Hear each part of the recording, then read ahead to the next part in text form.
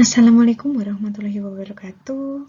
Kita bertemu kembali ke dalam mata kuliah belajar dan pembelajaran. Oke, dalam pertemuan ini masih bersama Bu Asa, kita akan membahas tentang teori behavioristik dalam belajar dan pembelajaran. Oke, let's check it out. Yang pertama, apa sih sebenarnya teori behavioristik? Mungkin teman-teman beberapa ada yang sudah pernah mendengar, beberapa ada yang belum mendengar. Mungkin sebelumnya juga bisa dibaca-baca artikel tentang teori behavioristik ini. Oke, yang pertama tentang teori behavioristik. Menurut teori ini, belajar adalah perubahan tingkah laku akibat adanya interaksi antara stimulus dan respon. Kemudian, faktor yang juga berperan dalam belajar adalah reinforcement. Bingung reinforcement itu apa? Kita lihat. Jadi, reinforcement itu adalah apa saja yang dapat memperkuat timbulnya respon saat belajar. Misal, kalau teman-teman nanti KPL menjadi seorang calon guru, agar peserta didiknya bersemangat, misalnya teman-teman bilang, oke, yang bisa menjawab ini, yang bisa membahas ini, nanti akan Ibu atau Bapak berikan nilai plus. Ibu berikan permen ataupun apapun yang memperkuat timbulnya respon mereka untuk menjawab pertanyaan tersebut. Kemudian reinforcement tadi intinya adalah penguatan. Jadi di sini penguatan itu ada yang positif dan juga negatif. Kalau penguatan positif adalah seperti reward yang akan kita berikan kepada peserta didik kita ketika mereka misalnya mampu menjelaskan dengan benar, dengan jelas, seperti itu. Kemudian kalau penguatan negatif itu mirip seperti punishment. Jika misalnya ketika berdiskusi mereka ngobrol sendiri, maka boleh diberikan penguatan negatif. Misal kita berikan motivasi, kalau nanti teman-teman ngobrol sendiri, maka tidak akan bisa menjawab materi tentang ini, seperti itu. Kemudian nanti nilainya akan turun. Nah, itu adalah bentuk penguatan yang negatif. Nah, di sini ada tokoh-tokoh yang beraliran tentang behavior. Di sini Bu Asa menjelaskan 5 saja, nanti teman-teman bisa membaca sendiri. Yang pertama adalah Thorndike. Jadi menurut Thorndike, belajar merupakan proses interaksi antara stimulus dan respon. Juga perubahan tingkah laku merupakan akibat dari kegiatan belajar yang berwujud konkret, yaitu dapat diamati atau berwujud tidak konkret, yaitu tidak dapat diamati. Teori ini juga bisa disebut sebagai aliran koneksionisme ataupun konektivisme. Lanjut, tokoh yang selanjutnya adalah Watson. Menurut Watson, belajar merupakan proses interaksi antara stimulus dan respon.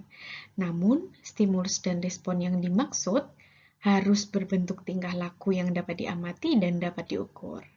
Dengan kata lain, meskipun ia mengakui adanya perubahan mental dari dalam diri seseorang selama belajar, namun dia menganggap hal tersebut hanyalah sebagai faktor yang tidak perlu diperhitungkan. Selanjutnya adalah Clark Hall. Clark Hall juga menggunakan variabel hubungan antara stimulus dan respon untuk menjelaskan pengertian tentang belajar. Namun dia sangat dipengaruhi oleh teori evolusi Charles Darwin. Baginya seperti teori evolusi, semua fungsi tingkah laku bermanfaat, terutama untuk menjaga kelangsungan hidup manusia. Jadi, teori ini mengatakan bahwa kebutuhan biologis dan pemuasan kebutuhan biologis itu penting untuk menempatkan posisi sentral dalam seluruh bagian manusia. Sehingga stimulus dalam belajar pun selalu dikaitkan dengan kebutuhan biologis, walaupun respon yang akan muncul dapat bermacam-macam. Misalnya kalau teman-teman lagi belajar, kemudian teman-teman itu lapar. Jadi belajarnya nggak konsen. Seperti itu secara tidak langsung pengungkapan dari Clark Hall. Kemudian Edwin Guthrie. Kalau menurut Edwin, dia menggunakan variabel stimulus juga, sama seperti Watson tadi, namun dia mengemukakan bahwa stimulus tidak harus berhubungan dengan kebutuhan atau pemuasan biologis. Jadi ini yang membedakan Edwin sama Watson tadi. Dia juga mengemukakan agar respon yang muncul sifatnya lebih kuat, bahkan menetap. Maka diperlukan berbagai macam stimulus yang berhubungan dengan respon tersebut. Misalnya seperti ini.